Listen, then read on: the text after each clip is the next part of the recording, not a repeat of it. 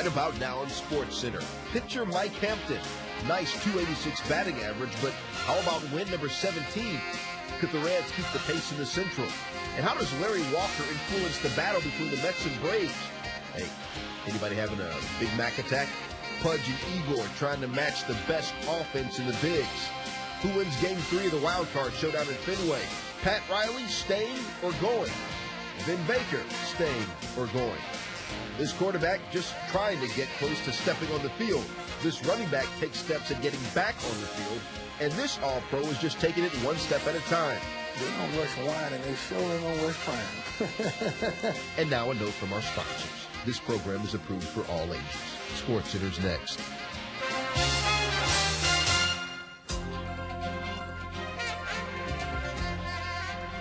Hey there, welcome to SportsCenter. Back in the house with Stuart Scott. I am Rich Eisen. Still ahead, player haters who keep dissing the entire wild card idea in the bigs. Well, just ignore the A's Red Sox highlights, all right? And purists who don't like realignment, pay no attention to the Braves trying to up the Mets in the NL East or Houston in the National League Central. But that means they'll have to miss the first 8 minutes of the show, Stuart.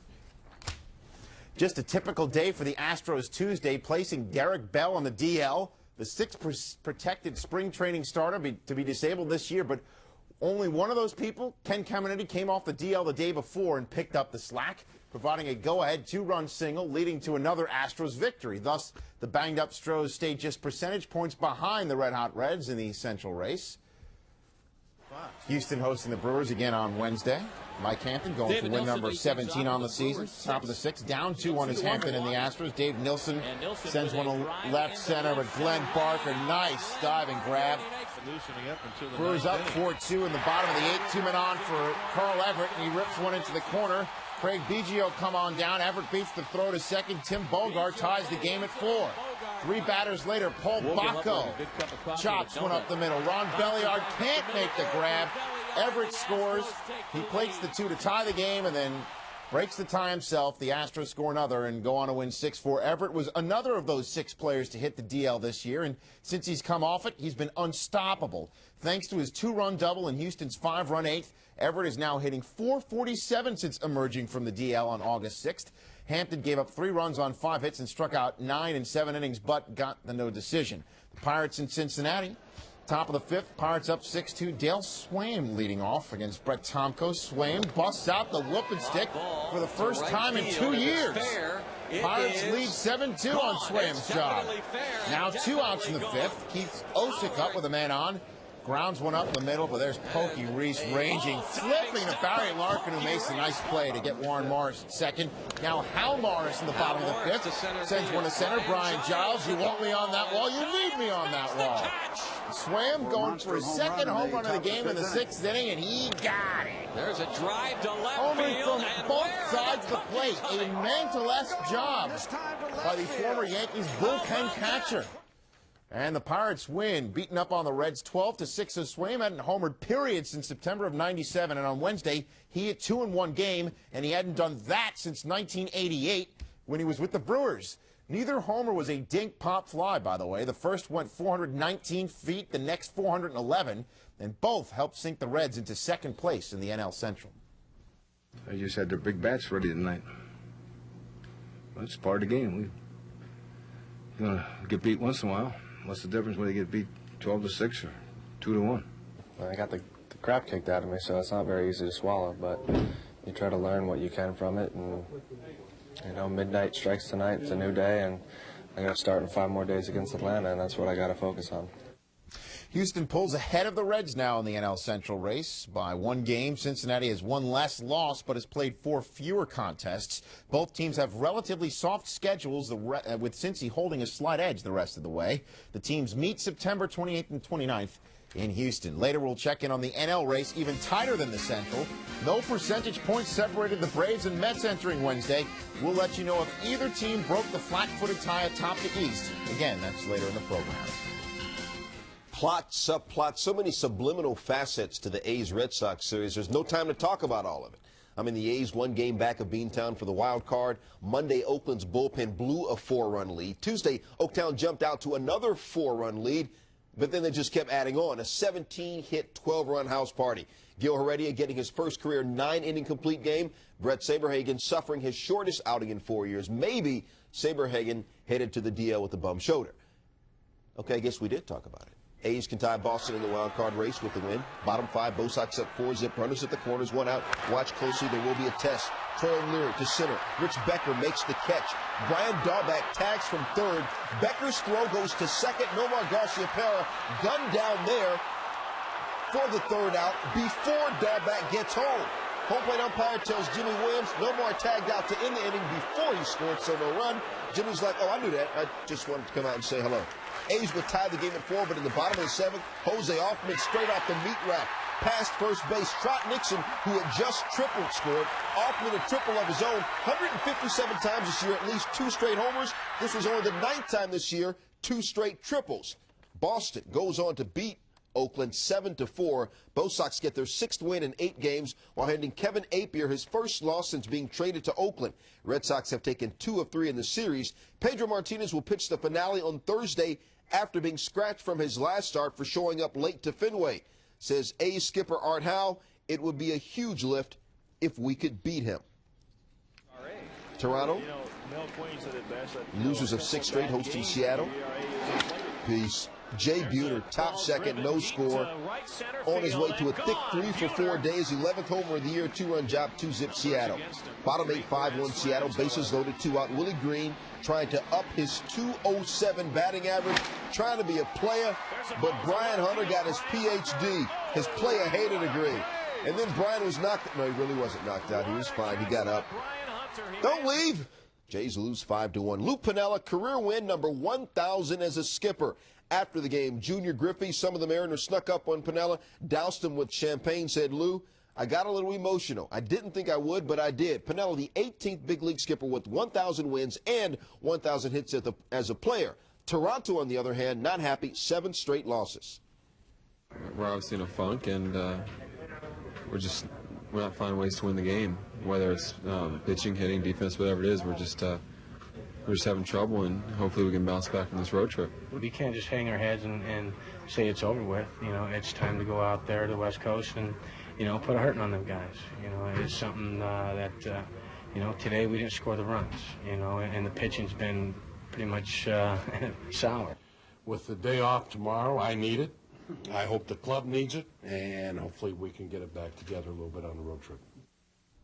Here we go, your American League wild card race. Boston opens up a 2-game lead in the wild card dealings over Oakland. And as I told you, Pedro pitching on Thursday in the finale of the 4-game set. Blue Jays, 7 straight losses, drops some 3.5 games back. Toronto in the midst of its longest losing skid of the season. Later on SportsCenter, showdown at the Jake has really been showdown at a place where the Rangers have been whipping up upside the head of the home team. Rangers have won the first 2 games of the series by a combined score of 28-9. Will it continue? We'll see later in SportsCenter. That creaking noise you hear is the Cincinnati Bengals opening up their wallets for Akili Smith, the 3rd overall pick in the draft. It's a reported 6-year, $45 million deal on the table for the holdout quarterback, a richer deal than the one Philly gave Donovan McNabb, the player chosen before Smith in the draft. As of late Thursday, Smith had yet to sign. Will Terry Allen be the one to try and fill Barry's shoes in Detroit? The free agent was in Lions camp Wednesday for a physical and a workout. The 4-time 1,000-yard rusher missed much of last season with ankle injuries. And Irving Fryer ended his retirement in a big bad way Wednesday, signing a 3-year, $6 million deal with the Redskins, according to our John Clayton. Fryer hung him up after 15 years last season. Not anymore, Stuart. September 12th, supposed to be D-Day for Jason Sehorn after missing all of last season because of that 98 preseason fateful kick return torn ACL thing.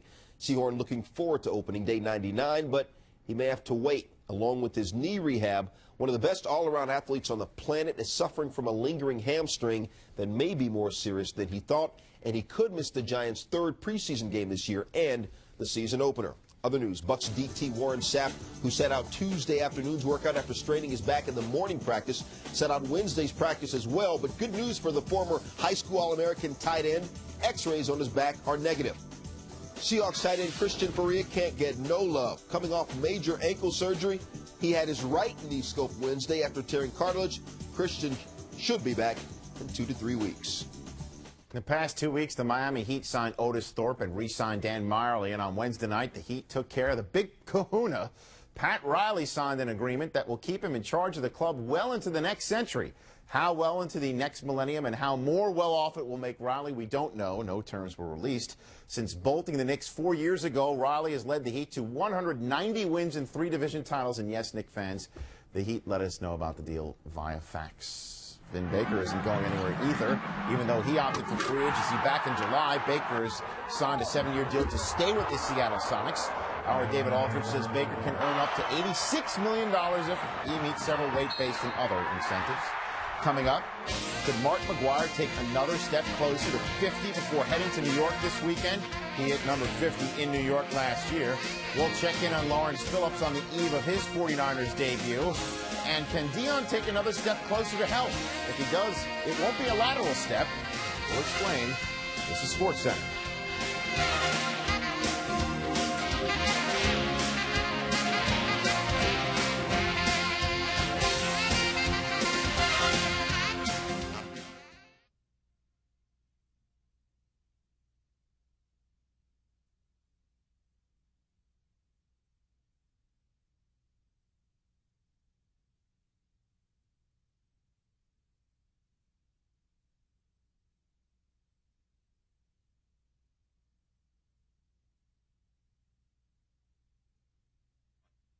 New Top Flight XL 2000. Exclusive.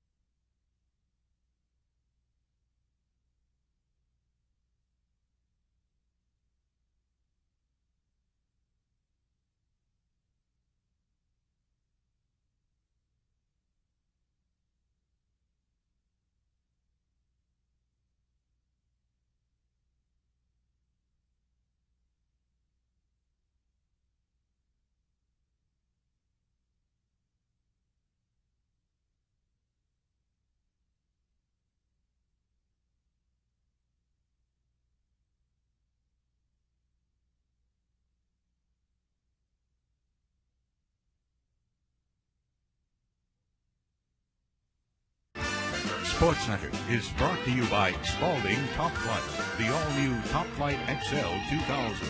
Explosive distance, amazing soft feel. And by 1010-220, dial and talk up to 20 minutes for only 99 cents. One good turn deserves another, especially when that turn is around first base, headed to second for a double.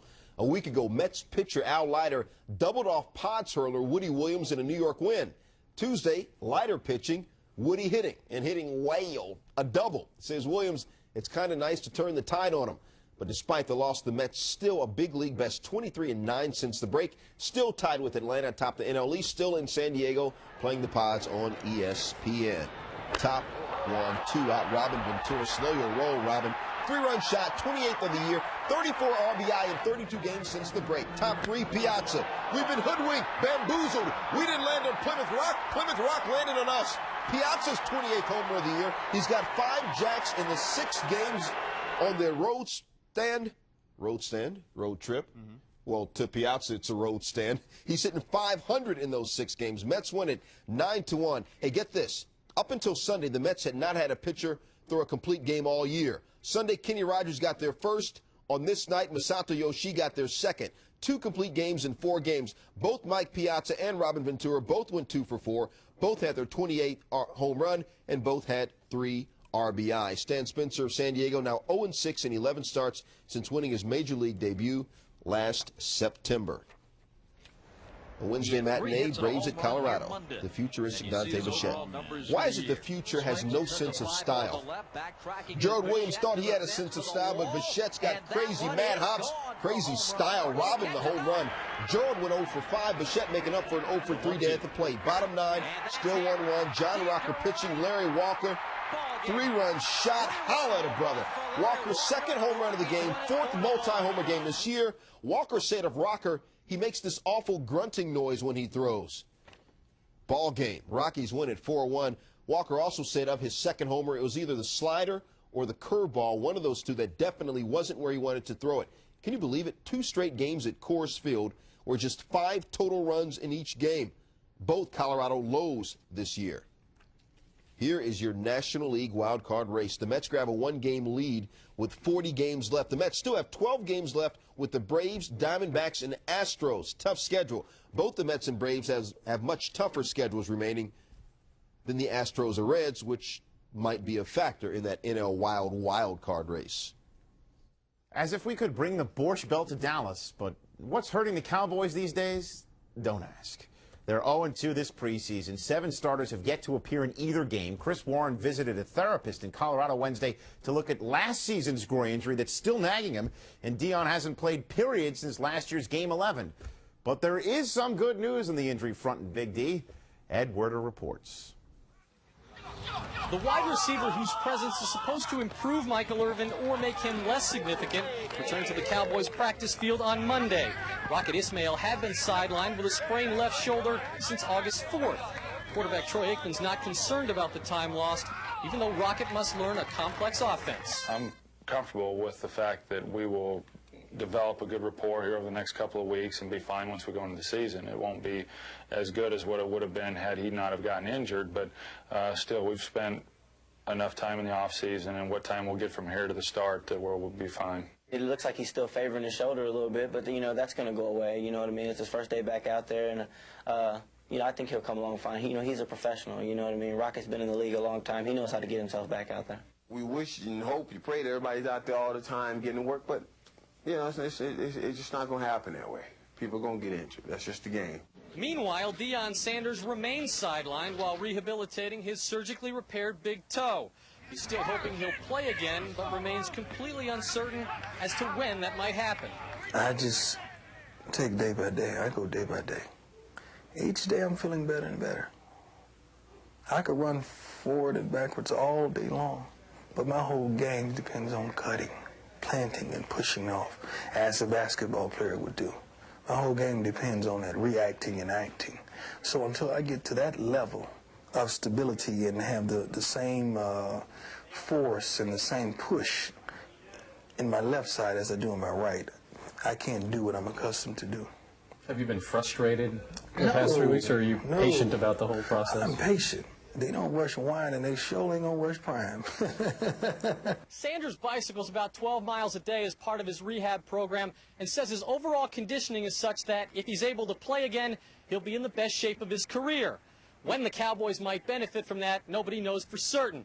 Trainer Jim Maurer says he's still targeting having Sanders ready for opening day, but defensive coordinator Dave Campo told me they're ready to start Kevin Mathis and Charlie Williams at cornerback. In Wichita Falls, Texas, I'm Ed Werder, ESPN. And thanks, still up WNBA. But not just any WNBA, WNBA battle for a playoff berth. And what does Tom Izzo get for leading the Michigan State Hoops team into the Final Four last year? We'll see.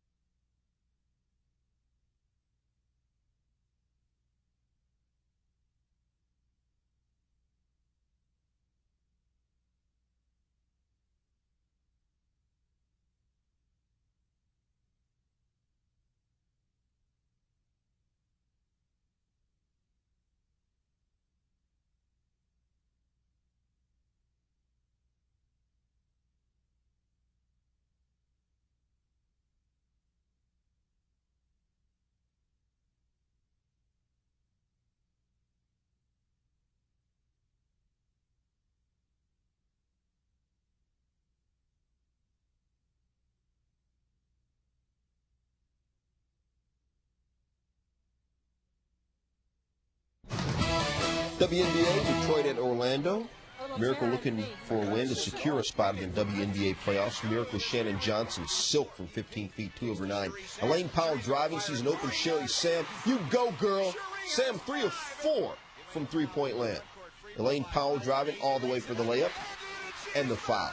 Powell ends up with 9. Miracle win 93-81. It's a Miracle's 4th straight win and gives them a 1-game lead in the race for the last playoff spot in the Eastern Conference. Each team has 2 games left. These teams will face each other in the season finale in Motown on Saturday. Back on January 9th, the University of Washington hired Rick Neuheisel away from Colorado. Now the school has finally signed Neuheisel to a contract, a doozy, a 5-year deal that will pay him $997,000 per year, tack on a payoff of a Colorado home loan, and Neuheisel could become the 8th college football coach to earn at least $1 million a year. All 8 men, by the way, coach at state schools. Michigan State basketball coach Tom Izzo has a new deal. He'll now earn nearly $725,000 a year. Izzo led the Spartans to their 2nd straight Big Ten championship and their first Final Four berth in 20 years last season. Silla is the best defensive backstop in the game with a wicked bat. Mike Pudge Rodriguez be the AL MVP. Mike Lawrence Phillips surprised people when he finally gets a carry in a 49er uniform. Might these all be rhetorical questions?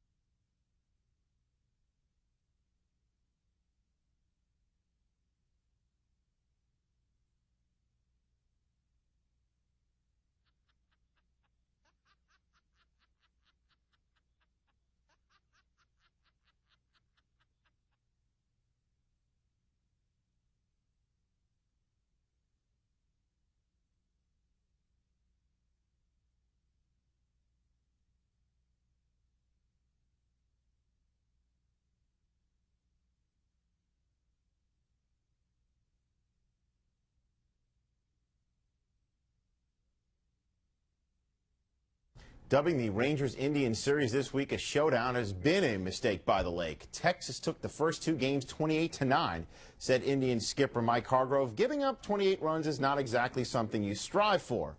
Why the landslide? Well, it may have something to do with the Indians having a 16-game lead, while the Rangers have the surging A's filling up their rearview mirror.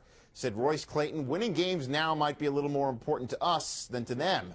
To Wednesday's game on ESPN we go. We pick things up. A 1-1 game, top of the 7th, 2-on for Rafael Palmeiro, and he breaks that little tie. The 3-run shot, 33rd of the year. Rangers up 3-4-1. That highlight sponsored by the number 3.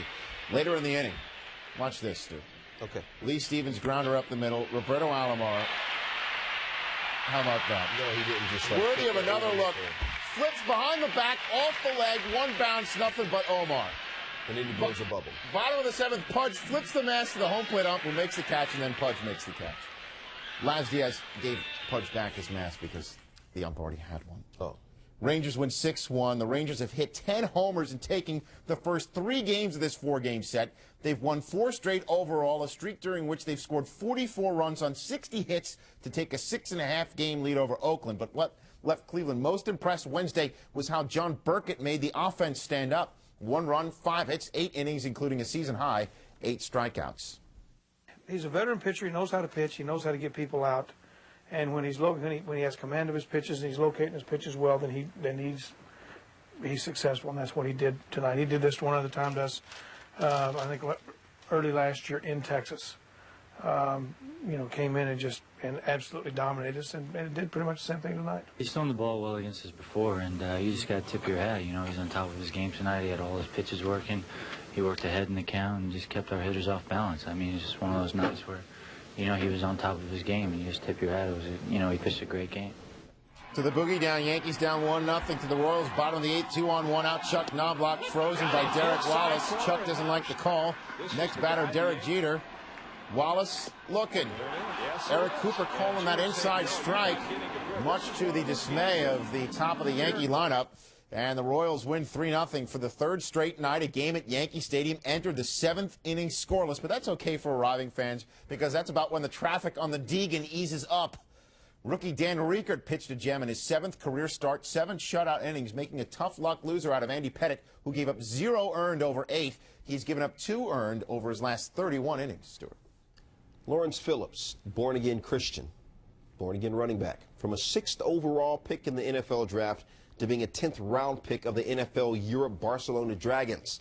Sandwiched in and around those 2 drafts, pleading no contest to charges of trespassing, assault, battery, anger counseling, 23 days in jail. Now, on a team without the injured Garrison Hurst, who set a 9 rushing record last season. As Andrea Kramer reports, Lawrence Phillips will play Thursday and work in redemption.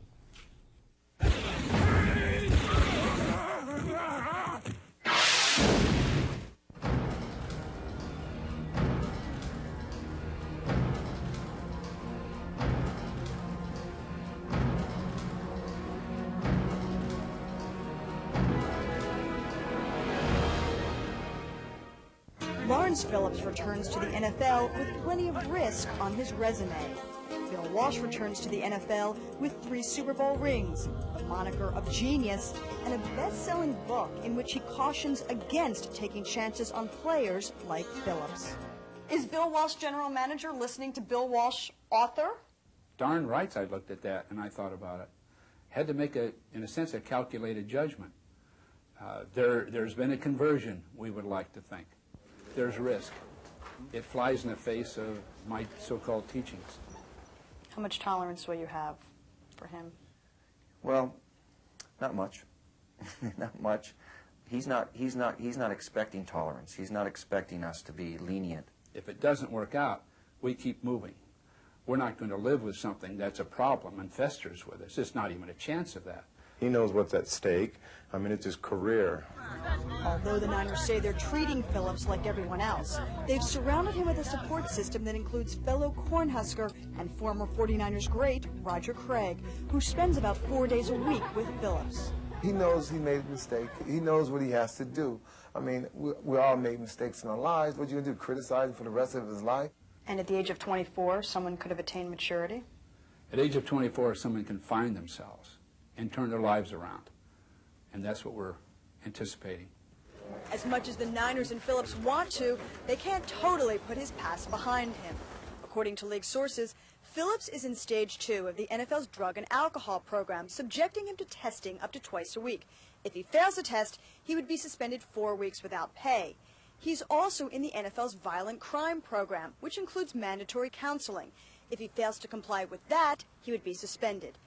These responsibilities must be juggled with learning a new system. He's supposed to meet with the counselor at the same time as the team meeting, and it said mandatory. And he said, well, I better go check with Steve Miller to make sure I don't mess up. So he's doing the right steps, doing the right things. Phillips certainly did enough right things in NFL Europe, albeit against inferior competition, to earn his stateside return.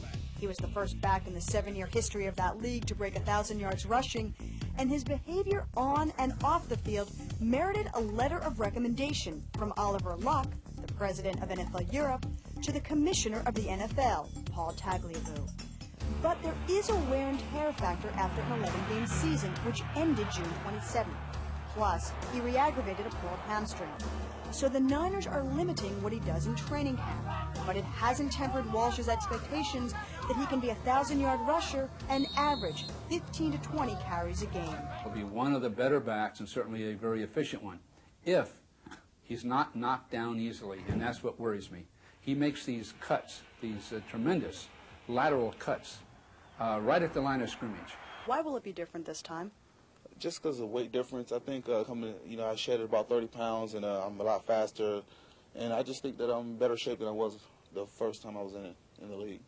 And what if the player of old resurfaces and Phillips doesn't live up to expectations? If he's frustrated, minor injury keeps him out, those kinds of things that bring him sort of into solitude, that's where it could be difficult. And that's where we're going to be most sensitive to his needs. Thank you, Andrea.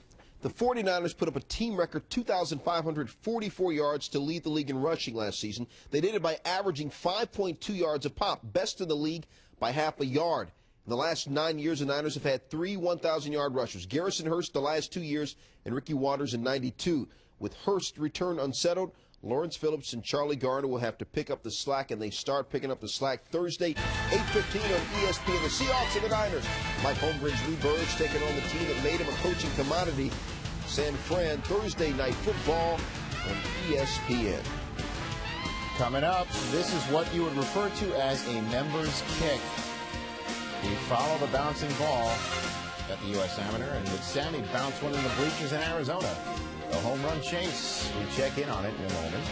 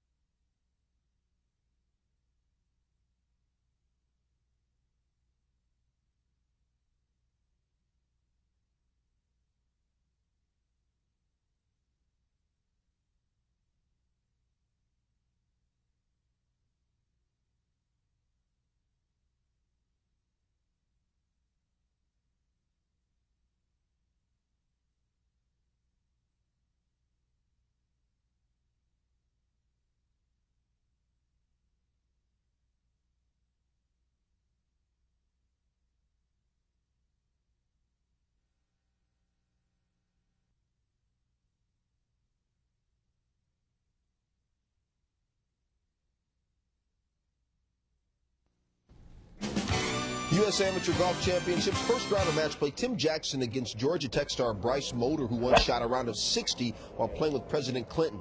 Jackson, one down, needs to win 18 to stay alive. He put his shot in the water. No, he didn't. It bounced off the rocks back up on the course. Now Jackson's third shot, and he chips it softly within 6 feet.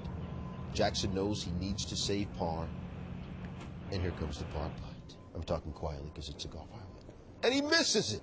And he concedes the match to Mulder. Mulder wins 2 up, although Mulder didn't put one in from 122 yards uphill for an eagle on number 7 at Wampanoag like I did on Thursday. But it really isn't about hackers. It's about the amateurs. And among those advancing to the second round of match play, Josh McCumber, nephew of PGA Tour veteran Mark McCumber, and John Pate, older brother of PGA veteran Steve Pate. Todd Miller, son of Johnny Miller, lost his match. You can see second round action Thursday on ESPN. Naysaying Northsiders aside, who says the Cubs don't win much? Carrie Myers, wife of Cubs AAA pitcher Rodney Myers, she won the showcase on The Price is Right Wednesday. Unfortunately for the Cubs, the only cliffhanger to their season is the Showcase Showdown going down between Sammy Sosa and Mark McGwire. Again, both tied at 47 homers going into Wednesday night. First to Sammy in Arizona. And there he is, Buck Showalter. His team's up 2-1, bottom of the sixth, when Steve Finley at your service. Rips one off of Kevin Tapney. On the point, no, not the point. Finley's 25th of the year, top of the eighth, 2 out, 1 runner on for Sammy. Against Andy Bennis, swinging. Sammy 0 for 4 in the game, striking out twice. The Cubs lose for the 10th time in 11 games, 3-1. Arizona sweeps its second 3-game series from Chicago in 10 days. Bennis becomes a 4th straight Diamondback pitcher to pitch at least 8 innings. The Cubs lose, but they gain Mark Grace's services for another year, 1-year deal believed to be worth $5.3 million. The Giants remain 8.5 games within the Diamondbacks because earlier in the day they beat the Expos 5-4. The Giants have won now only 2 of 11 series since the All-Star break. Said Dusty Baker, it doesn't sound like much, but at this point getting 2 out of 3 is big. Speaking of big, Phillies in St. Louis, and there is Big Mac. Bottom of the first. Oh, McGwire. He drives one against OJ. Watch that, Chad baby. OJ. Mark McGwire, 48th home run of the season. 48. St. Louis leads 3-1. Bannons. They lead 5-3 to the Cardinals. Top of the 8th, 2-on-2 out for Mike Lieberthal. Rips Rick Croushore out of the park. 3-run shot, 25th of the season. Phils go up 6-5, and that's your final. Not a bad day for Lieberthal, who set a new career high in RBIs with his 78th, thanks to that homer. And then he announced he's on the verge of signing a contract extension of his own with the Phillies. The Lieberthal-led comeback ruined Kent Bottenfield's shot at becoming the first 17-game winner in the NL. He had given up only 2 runs in 5 innings and stood as the winner.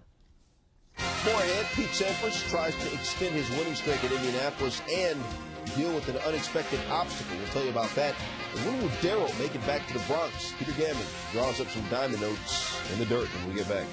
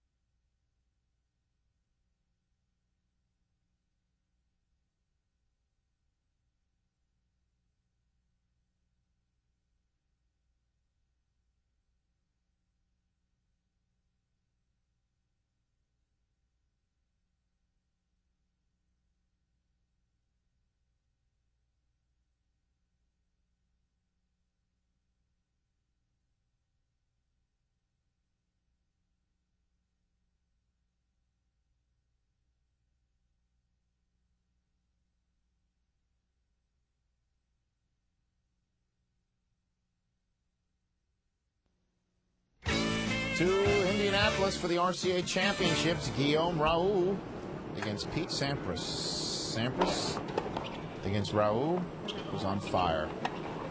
That's pretty. You hear the folks laughing. Now here's Stewart laughing. Match point for Pete Sampras, and he wins it with the ace 6-4, 7-5. He's now won 18 straight sets, 23 straight matches, and the match was stopped briefly when the spectator ran onto the court trying to remove a sponsor's logo from the net.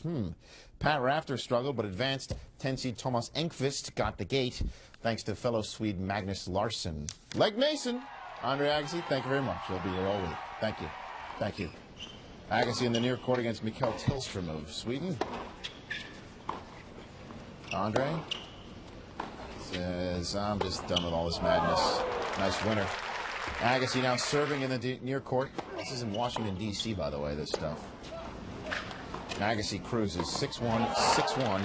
He's lost just 4 of 32 matches since the French Open. 3 of those losses came against Pete Sampras, and as you just saw, Pete is in Indianapolis, not D.C. Third seed Tim Henman advanced, but Michael Chang was upset in 3 sets by Ramon Delgado of Paraguay. Hall of Fame pitcher Jim Catfish Hunter has been upgraded from critical to serious condition as he continues to make a slow recovery from a head injury suffered in a fall 10 days ago. The 53-year-old, who suffers from Lou Gehrig's disease, has been responding to commands. That after being unconscious the first few days after his fall. We all wish Catfish the best of luck. With more baseball news, here's Peter Gammons with Diamond Notes.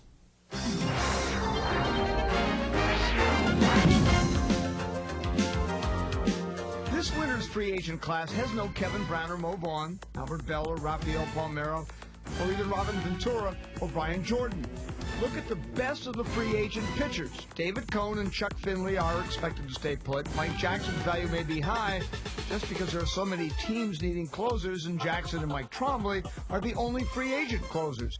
John Olerud is a top free agent positional player and hitter, and Greg Vaughn brings leadership as well as power, but there are no $80 million players in this group. While last winter was the season of free agents, this winter may be the season of trades. There's an almost unprecedented group of players who can be free agents at the end of the 2000 seasons, which means they either have to be signed this winter or traded.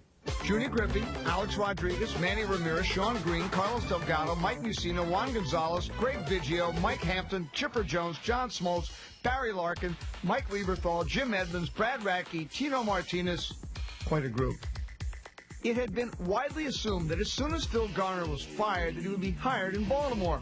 But the thick decision-making process in the Oriole hierarchy may keep Ray Miller around the rest of the season, which in turn might give Garner a number of options. Lou Piniella is so worried that he's hired agent Alan Miro to look for possible situations, such as Detroit. There's a growing swell of support for Mets second baseman Edgardo Alfonso as a legitimate MVP candidate, at least from managers and players who care more about winning than individual numbers. Alfonso is on a pace to finish the season over 300 with 25 homers, 100 runs, 100 RBI, and he's taking pitches and giving himself up in the 2-hole behind 2 of the league's most successful base stealers. His instincts are on the Omar Vizquel level. His case is very strong. Understand, it is George Steinbrenner and no one else that's rushing Darryl Strawberry back and taking playing time away from Ricky Leday just as the young outfielder will become comfortable. He's hitting over .330 since his recall and giving the Yankees much-needed defense in their spacious left field. This is Peter Gammons, ESPN. Peter, thank you. Coming up, his name is Noel, but the Broncos free safety does not feel like caroling right about now. I can guarantee you that. We'll let you know why in a moment.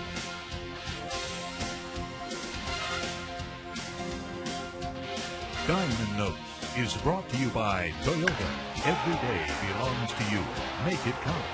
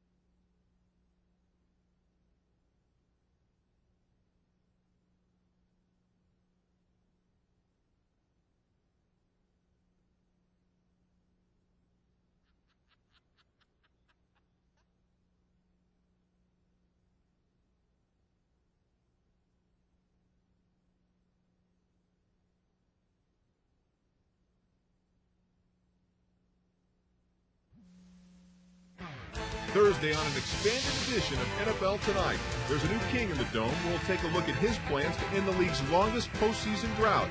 Plus live reports from San Francisco. Everything you need to know about the Niners and Seahawks up until kickoff. Join Chris Berman, Jim Kelly, and Mike Golick on NFL Tonight at 7:30 Eastern on ESPN.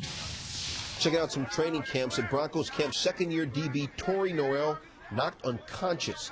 Teammates gathered around, prayed for Noel as the training staff looked after him. He was placed on a stretcher and loaded into an ambulance.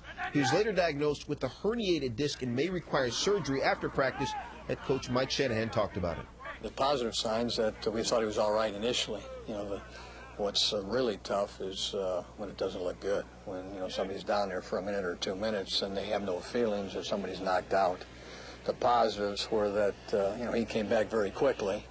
At Bears camp, running back Edgar Bennett showing that form from 95 when he was a 1,000-yard rusher, 50 yards up the gap, in for a touchdown. At Steelers camp, Bill Cowher won the 40-yard walk while twirling a whistle contest.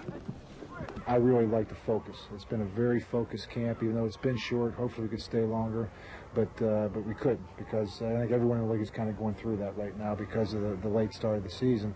But I really like what we've got accomplished in the 3 weeks. Other football news: must have been a tight group. For the third time, one of the former New York Giant, two-time Super Bowl winners, works a trade to get back to the Giants just so he could retire as a Giant. Mark Collins, who played with Seattle last year and who had 27 interceptions during his 13-year career, decides to hang up the cleats. He started on both of the Giants' Super Bowl winning teams.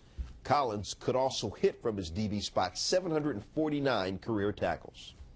One of the most beloved boys of summer was laid to rest in Louisville, Kentucky Wednesday. More than 2,000 mourners paid their respects to Dodger shortstop Pee Wee Reese, whose most important career assist came in 1947 when he openly befriended Jackie Robinson.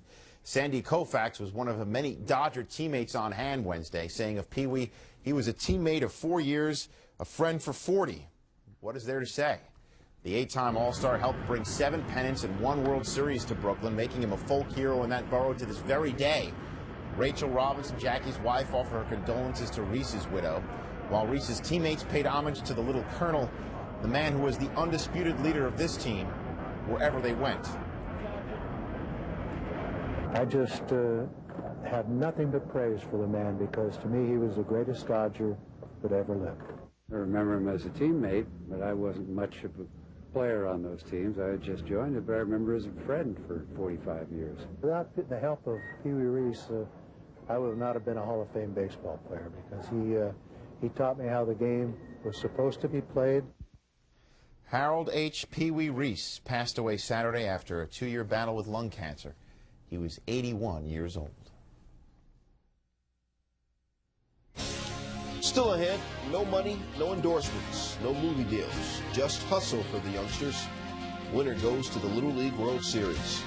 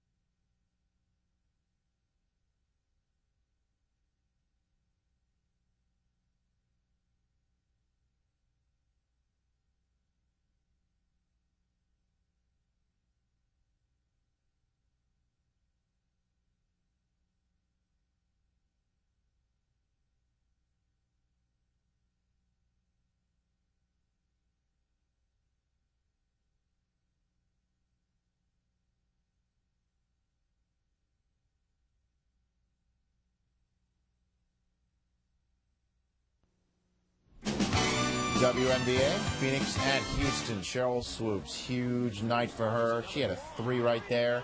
Houston led 38-29 at the half. Second half, different half, same story.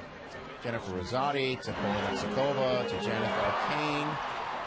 She had 6 and 6, did Arcane. More Swoops, the pull-up jumper. 2 of her 24.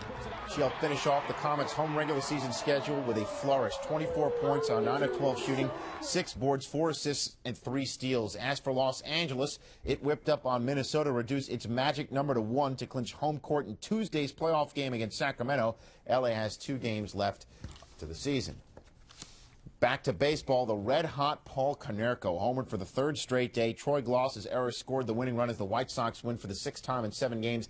Bob Howry pitched the 9th for his 20th save of the season. Scott Erickson pitched his best game of the season, scattering 5 hits to lead the Orioles to a 2-zip win over the Twins. This was the 9th game this year that both pitchers had complete games. Qualifying for the Little League World Series, bottom of the 6th, Brownsburg, Indiana leading 11-7. Alex Hendrickson, the right fielder, nice diving grab. Score remains 11-7, and he's pumped up for a reason. That's cool. Later in the bottom of the 6th, Michael Buckley pops it up. Lance Lynn, little adventure. He bobbles, but holds on. Look what he got. Look what Brownsburg, Indiana has. A trip to Williamsport, joining Phoenix City, Alabama as the only teams already with an invite to Williamsport. You can see defending champion Toms River, New Jersey, try to earn its return invite when they play for the Eastern Regional title Thursday night at 8 Eastern on ESPN2, followed by the West Regional at 10 Eastern. Still ahead, talk about putting the past behind you. Jennifer Capriati doing what nobody expected, regaining her old form. Stay with us. We're back.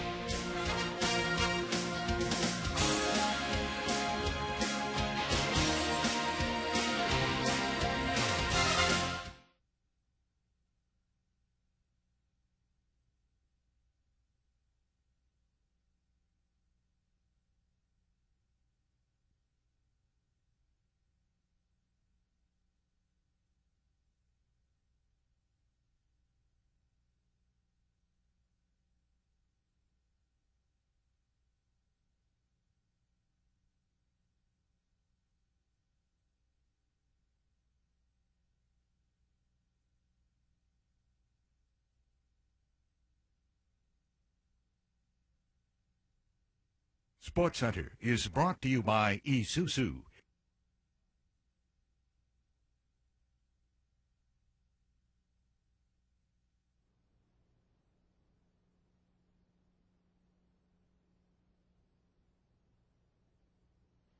This is Carl Rabbit. If you didn't see baseball tonight, Tuesday, here's what you missed.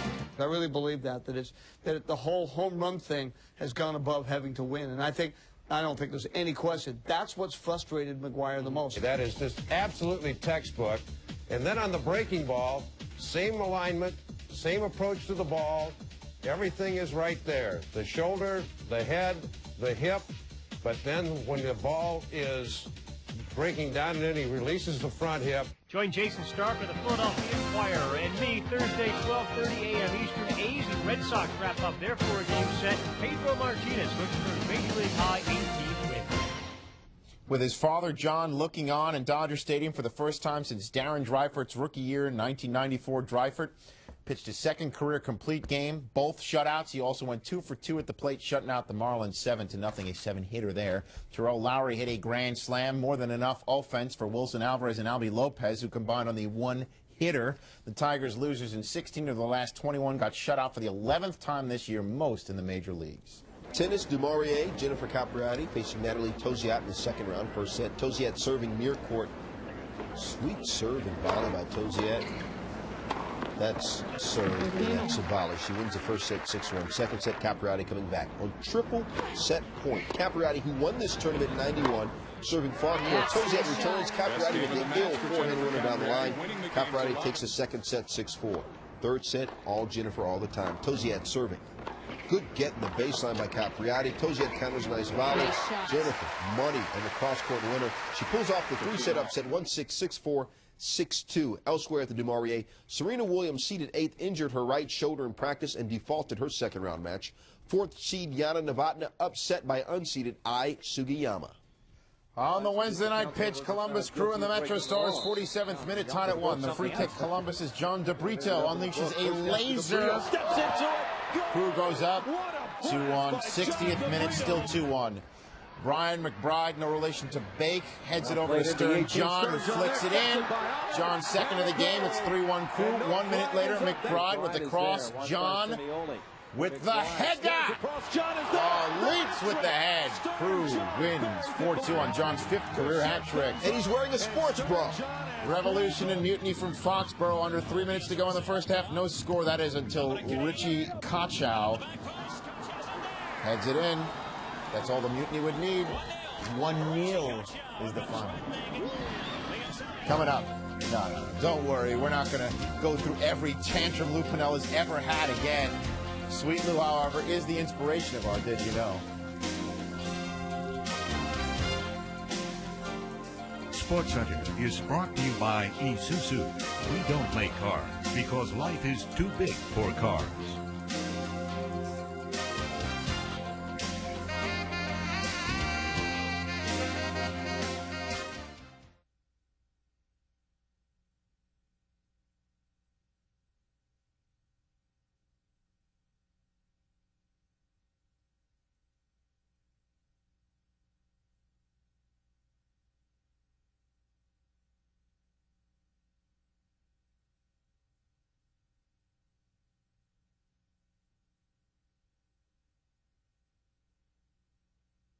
Is a presentation of ESPN, the worldwide leader in sports. Proud to be celebrating our 20th anniversary.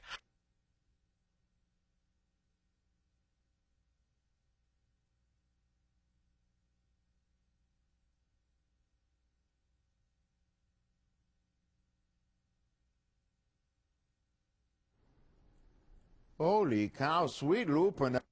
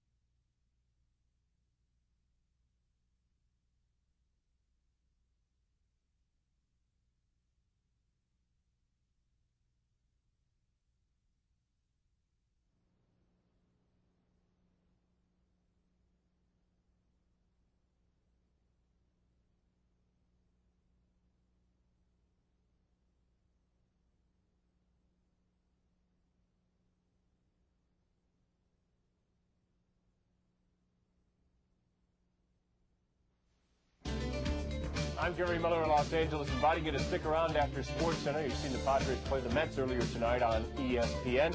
We'll talk to the longtime Padre Dave Winfield. What will he go into the Hall of Fame as if he's a first balloter next year? It's right after SportsCenter. Batting fourth in center field, number 5, Joe DiMaggio, number 5.